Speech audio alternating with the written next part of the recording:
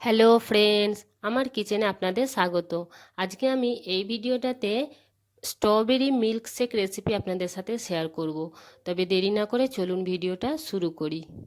এখানে আমি একটা মিক্সির জার নিয়ে নিয়েছি।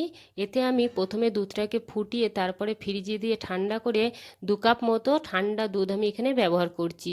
আর স্ট্রবেরি আছে কিছু ছোট ছোট করে টুকরো করে। আর এতে দিয়ে দেবো আমি 2 চামচ মতো মধু। এতে আর দিচ্ছি 2 চামচ মতো ভ্যানিলা আইসক্রিম এতে দিয়ে দিলাম। এগুলোকে মিক্সিতে দিয়ে একটা লিকুইড মতো বানিয়ে নিয়েছি। দেখুন এইভাবে যেন লিকুইড মতো হয়, আর একদম ঠান্ডা ঠান্ডা, খেতে খুব মজা। আর এইভাবে দিয়ে সার্ভ করুন, দেখবেন এত খেতে মজা লাগে এটা। যদি ভিডিওটা বন্ধুরা ভালো লেগে থাকে তাহলে লাইক, কমেন্ট, শেয়ার আর সাবস্ক্রাইব করতে মোটেও ভুলবেন না। ভিডিওটা দেখার জন্য অনেক অনেক ধন্যবাদ।